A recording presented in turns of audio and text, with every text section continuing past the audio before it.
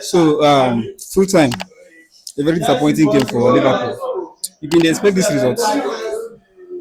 Honestly, I would say no. I was expecting a very straight win. A very straight win. This is a Liverpool that has strengthened, compared to last season. So you're expecting a straight win. No, no way to hide. It's a bad result for Liverpool. Very bad result for Liverpool.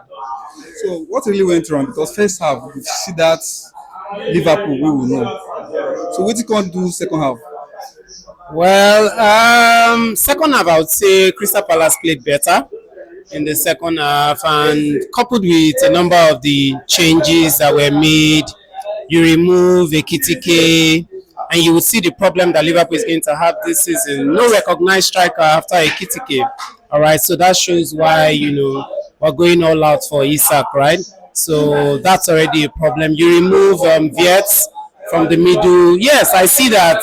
McAllister coming in. I mean, that shouldn't be a problem. But I think that basic point of not having a focal man in front, all right, that's already a big problem.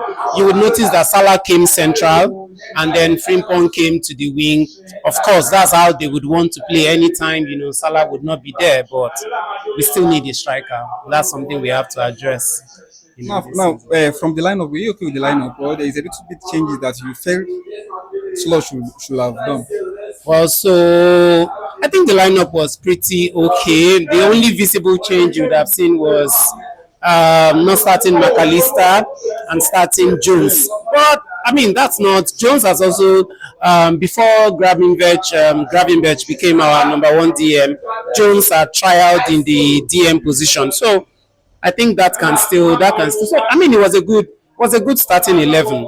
Just didn't gel, and maybe that just shows you that sometimes when you change too much, then you destabilize the flow of the team. Yeah.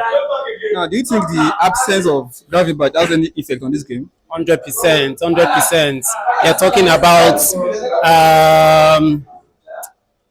I'm saying last season, maybe between Caicedo and Gravenberch, those are the best two DMs, in the league. So certainly not having that kind of person anchoring that midfield was definitely a big problem. But I mean, it's Crystal Palace. If you cannot play Crystal Palace without Gravenberch, then I don't know what you want to do. So that's not an excuse, for a team like Liverpool. Yeah. Now, with this performance, now, do you think Liverpool can defend the title?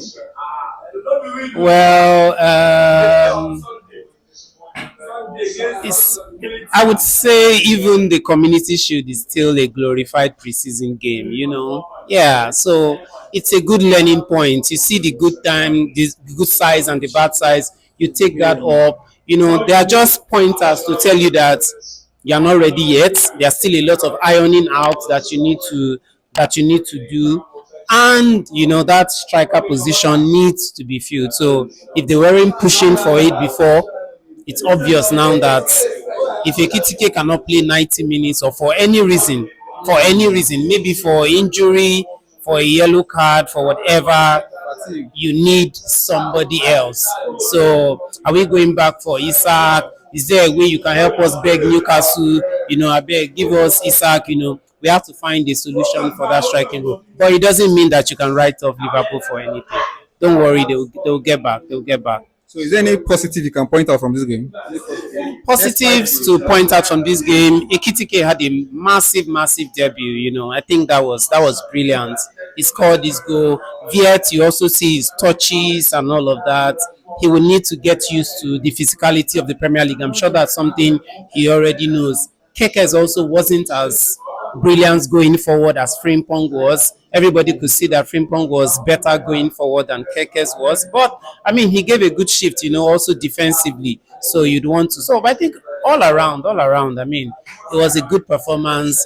I think the attack just didn't click properly. And you see that large parts of the game, Salah wasn't so much really in the game. At the beginning of the game, he tried to do a little bit of, chance creation and all of that. But he faded out of the game. It was only until Crystal Palace got the second goal, that's when Salah showed up again and tried to.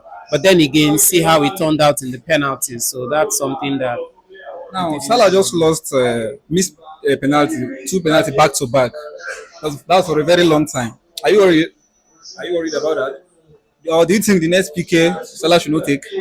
Well, two ways to go about that. You would say it's preseason, and so it doesn't really matter. But it does matter for the confidence of the player. It does matter for the confidence of the player. He's looking now that wow, he can lose penalty at any time. But I mean, these are professional players. Give it to them. When the pressure comes, when the big game comes, that's when you know who is a big player. All right. So I expect that they'll be able to push this behind them and move forward. Now, do you expect any minutes for the Liverpool youngster Rio? Oh, I mean, Slot has already addressed that. It looks like now there are a lot of things that you need to consider.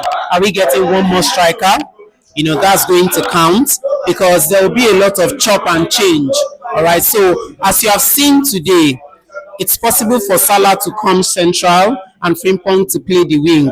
It's also possible. We already know that Gakpo can also strike.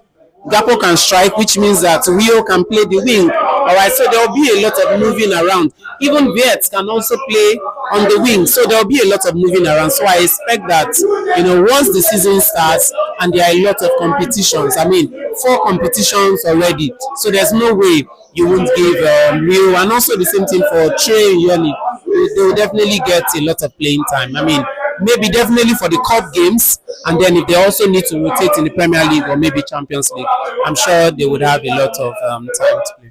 Now between the striking position and the defense position, which of these positions are you expecting Liverpool to work on in terms of signing? It's a brilliant question. That's a brilliant question, and honestly, I don't know, because now it's obvious that we need a striker, but it's also obvious that aside from Van Dijk and Konate, we have no other central defender. So you see that we need both of them. So I don't know how they are going to do it. It's either we'll be able to go all out and just sign these 2 players. Thankfully, we've been able to, as we're buying, we've also been selling. So we've been able to recoup some money, from our sales. So I expect that we shouldn't have, financial difficulties. It's just a matter of, are we able to get somebody like Gray? But you saw him limping off at the end of today's match, so I don't know what's going to happen in that end. I know we're also looking at some other younger alternatives. So I don't know how to answer that question. Both positions are very, very critical. I hope they can make the best option out of the 2 of them, or just take 2 of them. I mean, so finally, your man of the match within the Liverpool team. Man of the match, I would say Frimpong. He really, I mean, that's his, aside from preseason, if you call this a competitive match, that's his first, and he played decently. I would say between him and Ekitike. I mean, some will argue that Viet also had a good showing, but I mean, I will give it to Frimpong. I'll give mine to Frimpong. Thank you very much, sir. Thank you very much.